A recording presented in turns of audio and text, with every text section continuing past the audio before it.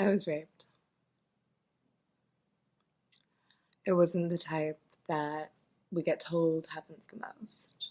My rapist didn't jump out from behind a dumpster and pin me down while holding a knife to my throat. It was much less violent than that. My name's Tezcata. I'm an activist, socialist, singer-songwriter, freelance model, and now blogger. This is a multi-part series, I'm not quite sure how long yet, but dedicated to talking about the nuance of how and why people rape other people, and what happens after.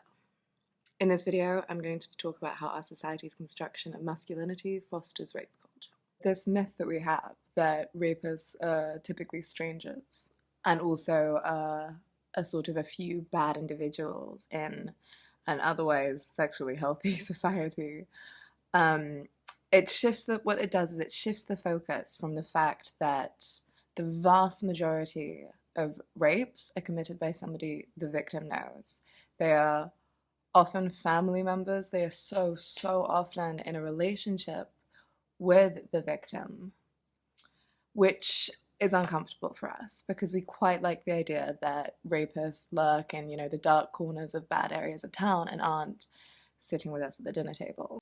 It also places focus on individuals rather than social trends of, say, the way men are socialized to be sexual predators via masculinity. We need to understand that it isn't just a few awful individuals, but entrapped within our very society and the peoples in it. We live in a world where the traditional binary divide of gender, male, female, masculinity, femininity, has imposed itself upon us in every corner of our lives since we came out of the womb. Right now, we're getting a lot of people questioning those binary divides because they're social constructions. When it comes to sex and sexuality, women are essentially taught to be a prude on the streets and a slut in the sheets. It's very confusing navigating it, but ultimately we are taught to have less sex with less people.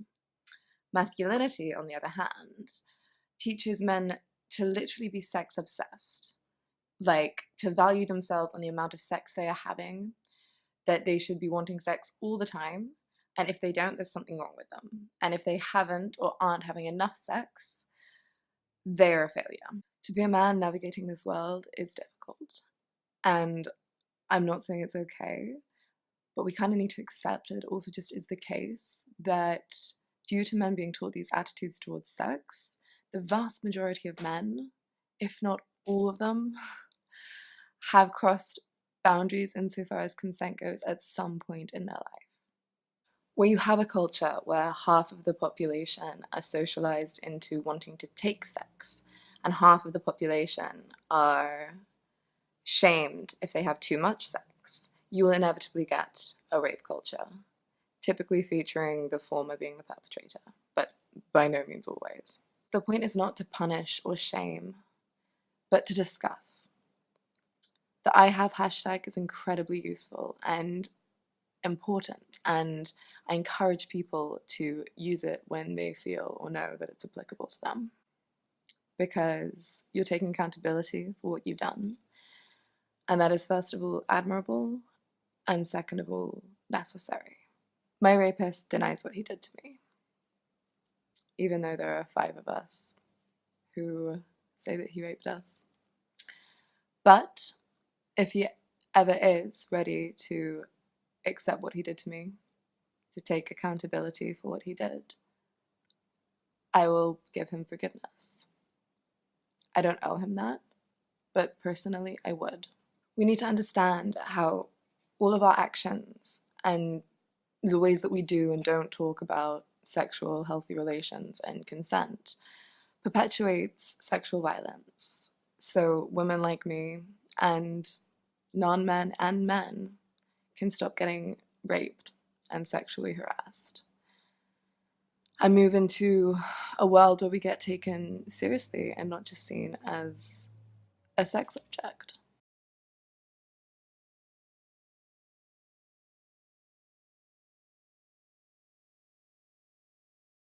Binarity,